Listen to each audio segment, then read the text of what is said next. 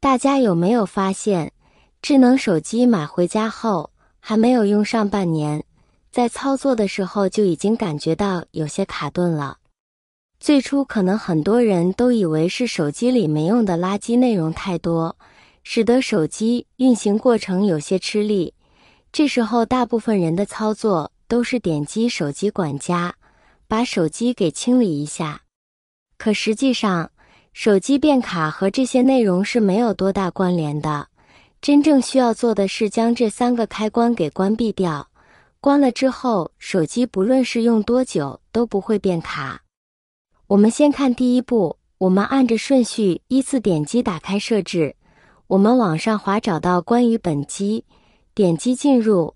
再找到版本信息，点击进去，在版本信息界面连续点击版本号3到7下，看到它提示您已处于开发者模式就行了。这时候我们就可以返回设置界面，找到系统设置，点击进去，在下方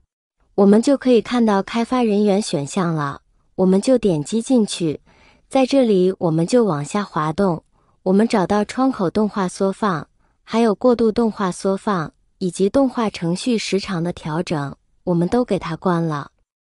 这样设置，那么就可以释放了 CPU 的最大性能，减少处理器的负载。第二步，我们释放一下手机的运行内存，同样在机开发者选项页面，然后我们找到内存点进去，再点击内存拓展，然后把内存拓展后边的按钮打开，然后下边这个内存拓展大小调到5，设置完之后，运行内存就会有显著提升。那这个内存拓展功能，尤其对于部分老机型来说，是非常有用的功能。我们看下面还提示，重启手机才能生效，所以我们设置好之后，还需要把手机重启一下。第三步，释放存储内存的压力，清除没用的缓存数据，也就是通过清理一些手机运行过程中产生的垃圾和缓存，来解决这个存储空间占用过多的问题。大家不用担心，可以放心清理，不会把有用数据清除掉的。这里清理的是运营过程中的数据缓存垃圾，不会删除有用的数据，所以大家可以放心清理。我们还是在设置的页面，点击关于本机，找到存储空间点进去，再点击清理，然后再点击放心清理就可以了。亲爱的朋友们，视频已经看到这里了，如果您喜欢我的视频，请您用发财的小手给我点个赞吧，您的每一个点赞都是对我最大的支持与鼓励，谢谢大家了。虽然这样可以释放出部分的存储空间，但过不了多久，手机又会重新变得卡顿。其实我们只要关闭手机中的设置，就可以让手机不再卡顿了。1. 关闭不必要的后台应用刷新。可能很多朋友都不知道，手机的一些软件，就算你关闭没有使用，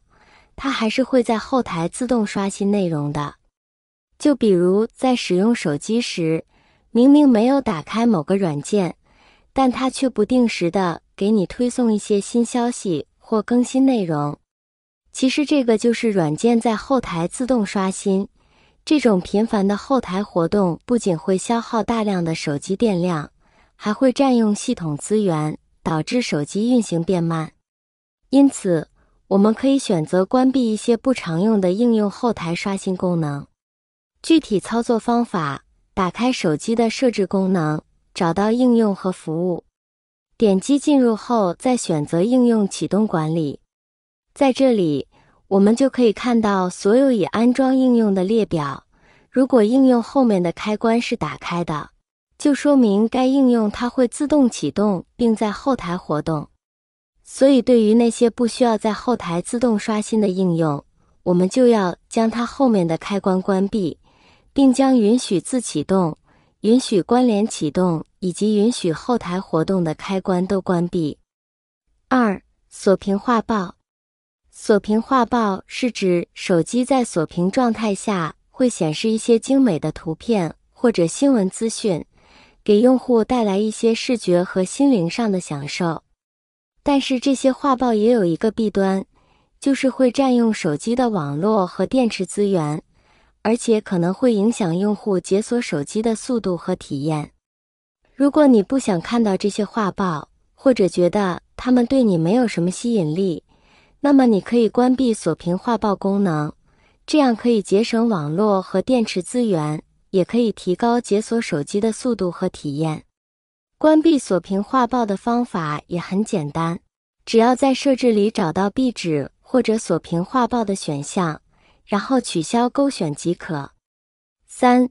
微信也要定时清理。随着智能手机的普及，我们已经摒弃了传统打电话、发短信的沟通方式，采用了微信来进行人与人之间的沟通和交流。微信已经成为了大家手机里最重要的软件之一，并且经过这么多年的发展，微信每月的活跃用户已经高达14亿，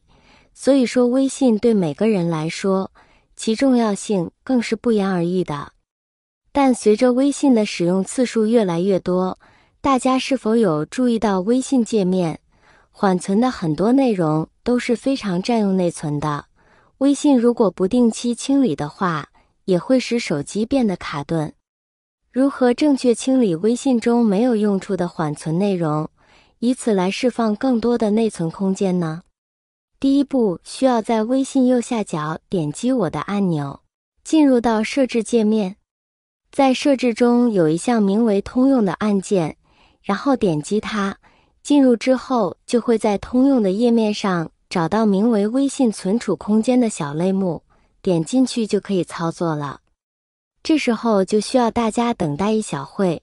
因为我们在打开微信存储空间的时候，系统会进行计算，所以需要花费一些时间等待，差不多1分钟左右就可以了。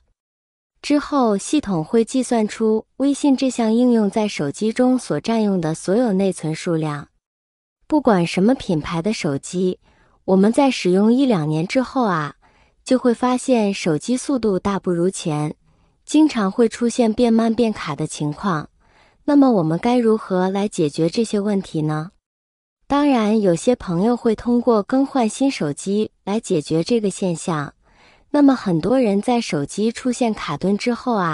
都会把手机里面的垃圾文件以及一些不需要的照片和视频删掉，或者卸载一些不常用的应用软件，来释放手机内存空间，以此来缓解手机卡顿的现象。但是这样虽然说可以在一定程度上起到一定作用，但是你会发现这样操作之后没几天手机问题依旧。但是这无疑就会给我们带来经济上的压力，因此除了这个方法之外，我们还可以对手机进行以上优化设置，也能解决。好了，手机清理的小技巧分享到这里了。如果您有其他的清理方法，欢迎下方留言评论哦。谢谢大家的支持和鼓励，我们下期再见。